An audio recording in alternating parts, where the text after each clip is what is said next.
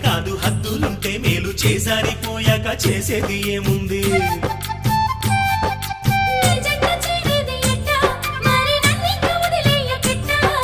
నన్నిట్ట వేధించకే ఓ భామ నీ మనసు మార్చే